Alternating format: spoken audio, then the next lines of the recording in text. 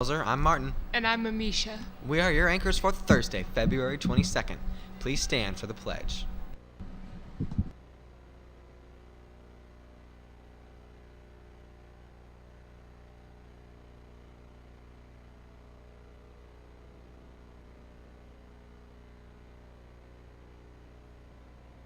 Place right hand over your heart.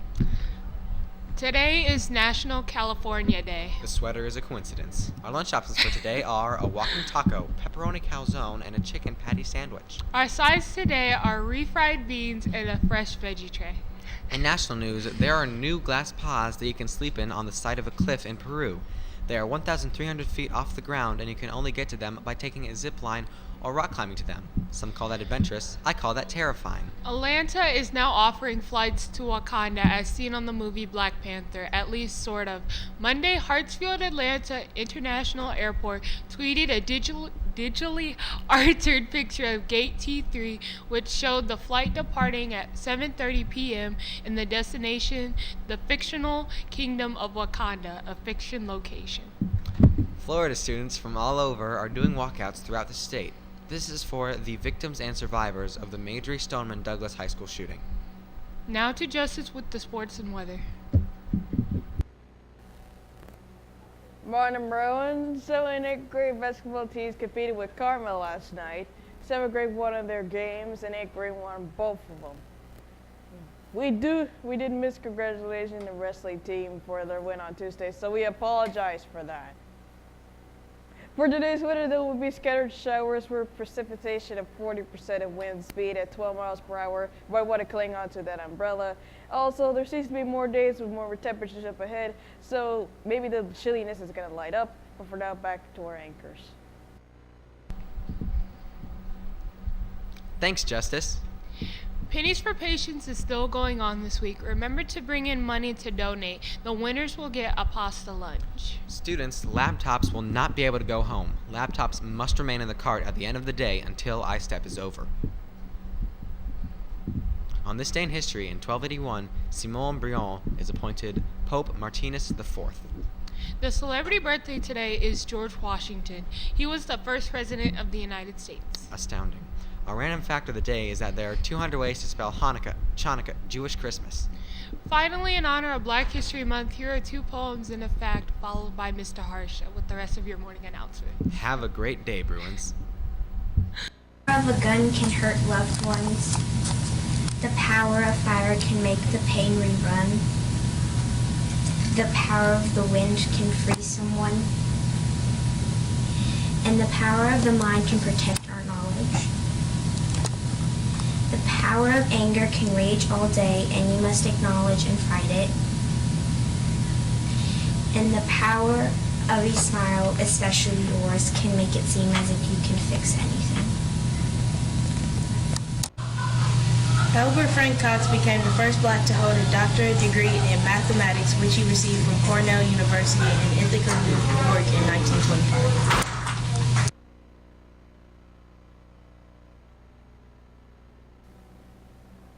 Good morning, Bruins. A couple things I want to address this morning, if I could have your attention. I know that it's Thursday and a silent reading day, and I want to give you an opportunity to get to that. But I got a couple things that I want to go over with you this morning.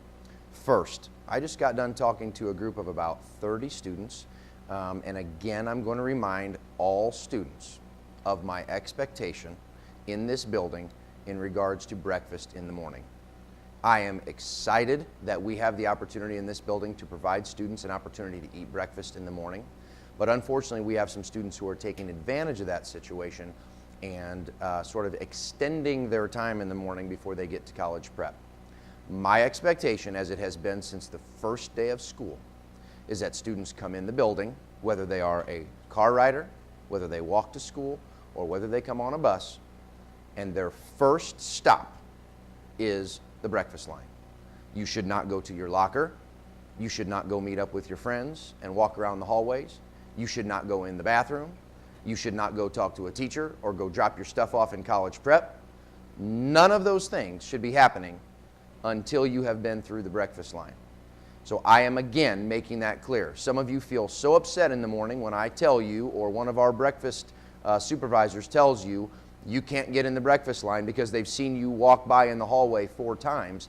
You feel that we are being heartless. Understand, we have too many students who are now taking advantage, and they're showing up to college prep at 8:55, 8:56, 8:57 when they've been in the building since 8:35. So I am going to crack down on this. I have told our breakfast supervisors very specifically to watch for students in the hallway who are not going directly to breakfast. If any students have questions or concerns about that, please bring them to me. We have got to get back to students getting to college prep on time with a sense of urgency, and that's only going to happen if you get to breakfast quickly and get to college prep. So teachers, I would also appreciate your help monitoring that in the morning as you are out in the hallways.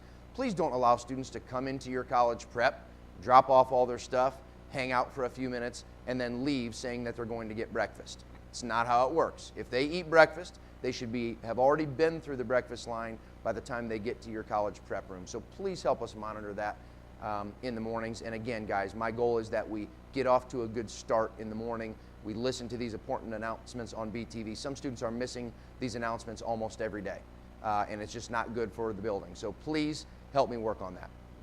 The second thing that I want to address, I had 3 different conversations yesterday with students who, for whatever reason, were frustrated with an adult in our building.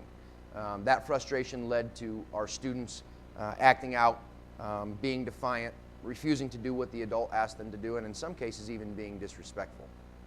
Guys, I want to remind you something. Your teachers come to this building every day for you. They are on the same team as you.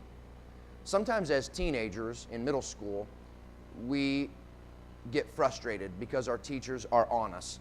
They are redirecting us. They are getting on us because our choices. They are pushing us to work harder. They are, holding us accountable for what we do in class. And sometimes that gets exhausting. And so we feel like it's an us versus them scenario.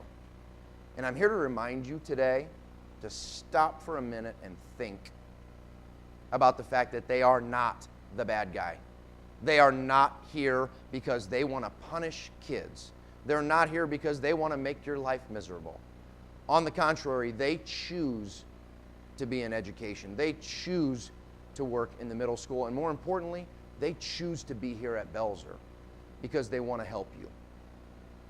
Discipline and teaching and learning is not always pleasant in the minute. I remember back to when I played 8th grade football in my community in Maryville, Indiana. I had a coach, and I will never forget him. His name was Andy Tankus. And I remember I came out for the football team with a couple of my buddies because I thought it would be fun.